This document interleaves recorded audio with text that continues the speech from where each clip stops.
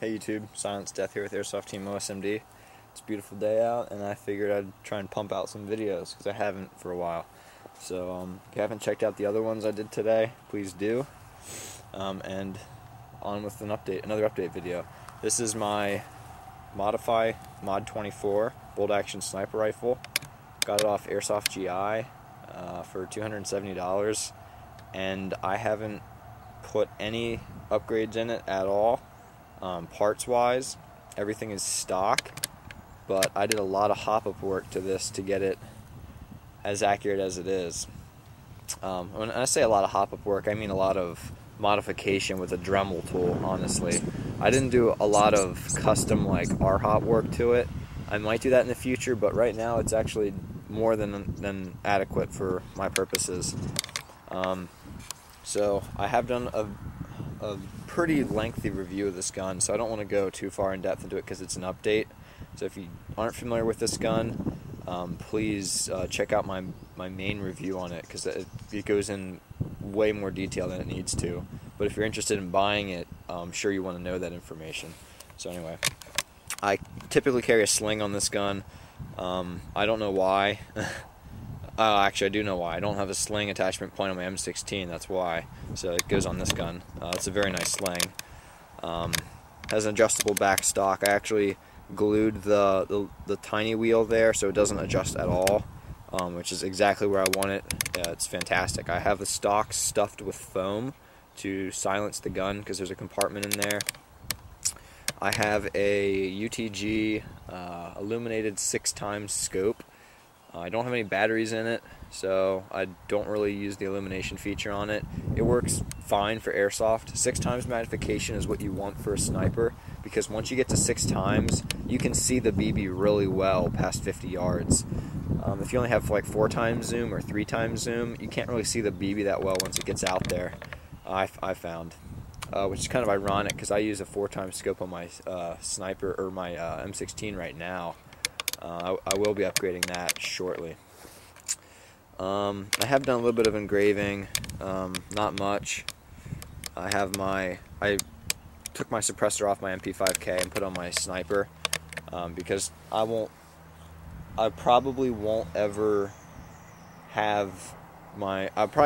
use my sniper without this suppressor. I'll always have that one on it because that's the one I designed for this gun. And it works very well. It's dead quiet. It's quieter than any of the other guns I have, and it shoots over 400 FPS, about 430 with 2s.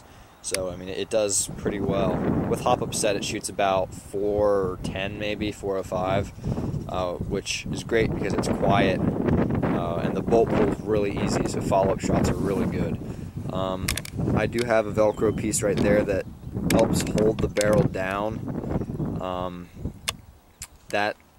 I don't know if that really helps accuracy that much, but it makes me think that it does. It makes everything more consistent. I do have a bipod mount on it. I don't typically run that because it's not necessary for the sniper, because typically you want to get as low to the ground as you can when you're sniping. You don't want to be a higher profile. It's easier for people to see you. I do have it top dead center modded with a set screw. I used to have a thumb screw there, but I switched to just a self-locking set screw I got off McMaster car. It works really well, actually. I'll probably just keep it because it's a lot more low profile. Obviously there's that ring from the spring I used to have on there, but it works great. Internally, what have I done to this? It has a PDI W-hold VSR10 bucking, which is I had to order it from Japan, which sucked, but it's very accurate. I really like it. I had to do some modification to the cylinder head to get it to seal correctly with the bucking. The cylinder head was a little bit too small. For whatever reason, it wouldn't seal right, so it was dry firing, so I had to add some material there.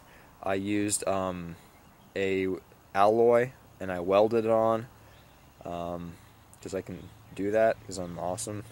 Anyway, so I added that material to it, and then milled around it to get it to the right tolerance, and then adjusted the hop-up unit accordingly. I had to drill that out a little bit to get it to seat right. The magazine, fun stuff. the magazine actually broke. If you can see that, there was a crack, and this whole side actually blew off. So I took a piece of a hacksaw and I splinted it on. And this magazine, I expect maybe this side will break, but that side is not going to break. And I had to actually do extensive modification because these mags weren't available at one point, and they're 25 bucks. They're kind of pricey. I had to do some modification to get this to actually work, so it would push the mag out. Otherwise, it would just get stuck. I also had to modify the place in the hop-up unit that this goes up into, because it would go up in and it wouldn't come back out. You'd need like a needle nose pliers or a hammer and like a chisel to get it out, because it was hard to get it out. So I did extensive modification to the inside of the hop-up chamber where this goes up into. And that mag's it's nice. It also has the option to put a tracer in there, but I don't know why you would. So right now I have Elite Force 28s in it, and they're not washed, but really I haven't been using this gun very much, and the reason for that is I was having some issues with the trigger box. All the materials in the trigger box are very high quality, but one part actually did break. I put a ridiculously strong spring in here. I put in a VSR-10 M170 spring, and that was a mistake because this gun has an M120 like spring in it pretty much, and I put an M170 in it, and I actually had to actuate the gun with my foot, and that was stupid on my part. Yeah, don't do that if you have this gun, because it will not take it to it very well. And it probably would have shot over 600 FPS with that M170, which that was just stupid. I don't know why I ever did that. Anyway, so over the course of months, I did quite a bit of modification, trial and error, because there's no replacement parts available for this. So I had to just do my own makeshift welding and try to get the trigger box to work. And I kept falling short. I kept modifying it to what I thought would work based on, just the mechanical understanding I already have of engineering, and I thought, that this should be working, and it wasn't. It would slam fire every now and again, and I couldn't figure out why. And finally, I went in and I did a little bit more modification, and I don't want to detail it in this because it's really annoying. If you don't have a visual aid, it's going to be very hard for me to explain it to you as a tech. But I did file a little bit on a different part of the trigger box. One of the components in it, actually, I'm not even going to get into it because it's too hard to explain. I just did a little bit more modification, and I finally figured it out. And now it consistently racks every time with no failures so far. So I feel comfortable using it now. Before I wouldn't, because I knew it was going to slam fire eventually. So that's pretty much it. It's very accurate. The internal parts are great. The cylinder components, the spring, which the stock spring is amazing. I don't know, I would not even switch it out. It shoots great, and it's such an easy bolt pull. The cylinder is fantastic quality. The cylinder head is. Actually, I swapped the cylinder head out for an L96 cylinder head, and then I did modification to that one. But the stock cylinder head is just fine. You might have to do modification if you change buckings, though, like I did. So I'm gonna do the shooting test again like I did in my other video. It's if you don't believe me, it is 60 yards. Just check out my MP5K video. The tripod has not moved at all. I'm going to be shooting at that pallet, or that stack of pallets rather, and I'm not going to be shooting off a bipod. I'm just going to be shooting it just holding the gun in my hand, and the tip of the barrel is right next to the tip of the camera. So it is indeed 58 yards, like I already ranged. And this isn't going to be like a really precise test, but just show you that it shoots, I guess.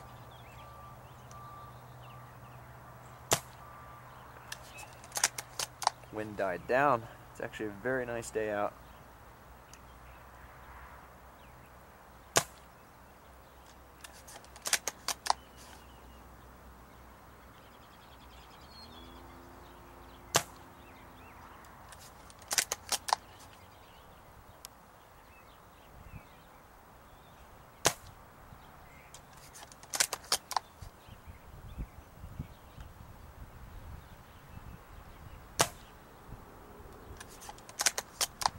hard to hold this. I'm just shooting from a standing position.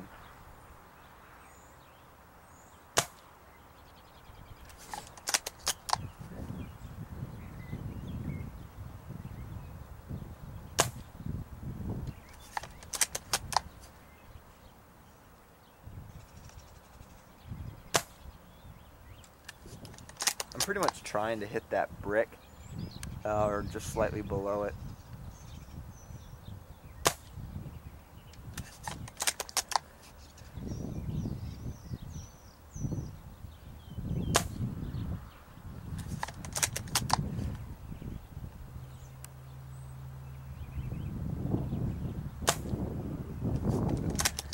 Pulled that one pretty low.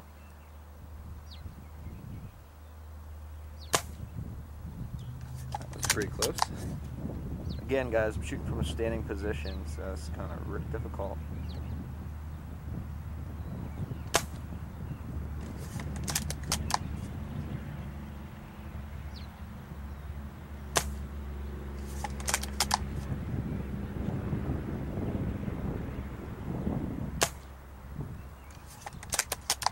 And I'm shooting at the exact same spot. I'm not worrying about wind. Wind is picking up a little bit right to left, but I'm not really caring about that right now, because I'm just trying to shoot so you guys can see that it is reliably shooting, and it's very accurate actually. Wow, I hit the corner there.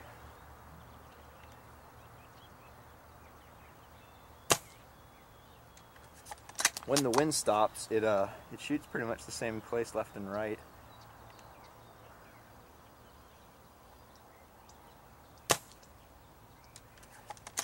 It's maybe a foot grouping with no wind, I'd say. And again, I'm not shooting off a bipod, so don't even complain about that.